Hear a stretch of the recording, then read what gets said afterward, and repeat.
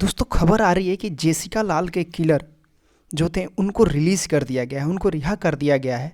दिल्ली की सरकार ने, दिल्ली के गवर्नर ने इस बात पर मुहर लगा दी है कि अब उनको जेल से छोड़ दिया जाए और वो तिहाड़ जेल से रिहा हो चुके हैं। और ये खबर बाजार में निकल के आई और लोगों ने बातें करनी शुरू कर दी कि ये कोई पॉलिटिकल एंगल है क्या नहीं है। तो हम लोग पूरे विस्तार से इस टॉपिक पे बात करेंगे, कौन थी जेसिका लाल, क्या था किलर का और कैसे उसकी रिहाई हुई है। तो आप मेरे साथ इस वीडियो में बने रहिए अंत तक। अगर आपने चैनल को सब्सक्राइब नहीं किया है तो प्लीज़ चैनल को सब्सक्राइब कर लीजिए और मेरे साथ ऐसे ही करंट अफेयर्स के न्यूज़ के एनालिसिस के लिए मेरे साथ जुड़ जाइए। तो दोस्तों सबसे पहले देखते हैं न्यूज़ क्या है। न्यूज़ सबसे पहले है कि एएनआई ने एक ट्वीट किया। ट्वीट में उन्होंने कहा क्या लिखा कि lieutenant governor of Delhi allows the release of Manu Sharma. ये जो मनु शर्मा है इन्हीं ने किलिंग की थी इस जेसिका लाल की। ठीक है, तो जेसिका लाल के जो मर्डरर थे, इन्होंने एक्चुअली मर्डर किया था, तो जो मर्डरर थे उनको रिलीज़ कर दिया गया है लेफ्टिनेंट गवर्नर के द्वारा। जो दिल्ली के लेफ्टिनेंट गवर्नर है वो है अनिल बाईजाल। तो ऐसी खबर आई कि उन्हें रिलीज़ कर दिया गया है। फिर उसके बाद उन्होंने एएनआई ने एक फिर से ट्वीट किया कि ये जो रिलीज़ है उनके 14 साल के जेल में अच्छे बिहेवियर के कारण उनको रिलीज़ कर दिया गया है। ठीक है, फिर उसके बाद फिर से एक आया ट्वीट उनका कि ये जो रिकमेंडेशंस थी वो सेंटेंस रिव्यू बोर्ड के द्वारा की गई थी। ठीक है, और मतलब करेक्शन किया गया कि एक्चुअली 17 साल के उन्होंने जेल की सज़ा काटी है, 14 साल की नहीं, 17 साल की जेल की सज़ा काटी। और उसके बाद उनको 17 साल की जेल में सज़ा काटने के बाद अच्छे बिहेवियर के कारण उनको कर दिया गया है। यानी एएनआई ने थोड़ी सी गलती कर दी थी ट्वीट में, उन्होंने 14 साल लिखा था और फिर 17 साल लिखा। And still there is a star in 17 year. तो ये खबर है, मोटा मोटी खबर ये है कि जो मनु शर्मा है, जो जेसिका लाल के मर्डरर थे, उनको अभी जेल से रिहा कर दिया गया है। ठीक है, जो सेंटेंस रिव्यू बोर्ड है उनके रिकमेंडेशन के बाद लेफ्टिनेंट गवर्नर ने इस बात पर मुहर लगा दी है। दोस्तों पहले समझते सबसे पहले जेसिका लाल कौन थी। जेसिका लाल एक मॉडल थी दोस्तों, न्यू दिल्ली बेस्ड मॉडल थी, मॉडलिंग करती थी। और आपको पता है जो बड़े बड़े बार्स होते हैं, वहाँ पर पब्स होते हैं, वहाँ पर क्या होती है कि सेलिब्रिटीज़ या मॉडल को बुलाया जाता है वहाँ पर, और वो थोड़े बहुत डांस करते हैं या फिर बार सर्व करती हैं। जो बार सर्व करती हैं, बार में जो वो शराब वगैरह जो भी सर्व करती हैं उस तरह के, उनको बारमेड बोला जाता है। तो ये उस रात सेलिब्रिटी बारमेड हुआ थी उस दिन, उस रात ही। और उस रात ये जो थे मनु शर्मा, ये पहुँचे हुए थे उसी पब में, उसी बार में पहुंचे हुए थे। और वहाँ पर रात को 2 बजे ये जेसिका लाल से इन्होंने बोला कि आप उनको सर्व कीजिए, जो भी है अल्कोहल या जो भी था, बार था, जो भी सर्व करने को उन्होंने बोला कि आप सर्व कीजिए मुझे। पर जेसिका लाल ने मना कर दिया। इन्होंने काफ़ी पैसे ऑफ़र किए कि 1000, 2000, 3000 जो भी ऑफ़र किए होंगे। ये बात 99 की है, तो 99 में आप समझ सकते हो बारमेड के लिए 1000, 2000 रुपये भी काफ़ी होते होंगे। एंड तब इन्होंने, मनु शर्मा ने उस वक्त ये ऑफ़र किया, उनको दिया कि ये लीजिए आप पैसे, मेरे को सर्व कीजिए। बट जेसिका लाल ने मना कर दिया। जेसिका लाल ने मना कर दिया, इस वजह से मनु शर्मा जी अपने कुछ और दोस्तों के साथ थे वहाँ पर, उनको वहीं पर गोली मार दी। गोली मारने के बाद इन पर केस हुआ और सारा कुछ चला। ये जो मनु शर्मा है जी दोस्तों, मैं आपको बता दूँ, इनका नाम है सिद्धार्थ वशिष्ठ। ठीक है, इनका असली नाम है सिद्धार्थ वशिष्ठ और ये मनु शर्मा से जाने जाते हैं। अब ये फेमस इसलिए हैं पहले से ही कि इनके पिता जो थे विनोद शर्मा, वो इंडियन नेशनल कांग्रेस यानी कांग्रेस के लीडर हुआ करते थे और 1990 में वो राज्यसभा के मेंबर भी थे। ठीक है, वही आईएनसी के टिकट पर ही हरियाणा से, और फिर बाद में वो हरियाणा के एमएलए भी बने वहीं से। अब दोस्तों इंपॉर्टेंट फैक्ट ये है कि ये जो हैं, मतलब जो इनके पिताजी, ठीक है, सॉरी, जो भारत के एक प्रेसिडेंट रहे शंकर दयाल शर्मा जी, वो इनके चचेरे नाना लगते थे।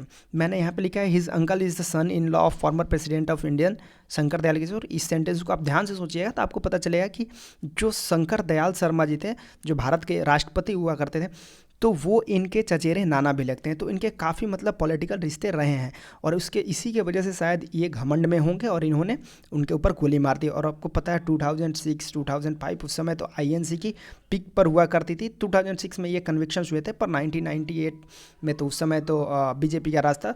फिर भी जो भी था, आप समझ सकते हैं कि बाद में जब कन्विक्शंस और जो भी हियरिंग्स वगैरह हुए, उस समय आईएनसी ही पावर में थी। अब दोस्तों देखते हैं 2006 में इनकी हियरिंग होती है। 2006 में 1999 में ये जो भी हुआ इंसिडेंट होता है और 2006 में हियरिंग होती है। 2006 में जब हियरिंग होती है तो लोअर कोर्ट क्या करते हैं, इनको इक्विट कर देते हैं, छोड़ देते हैं, इनको और 8 लोगों को छोड़ देते हैं।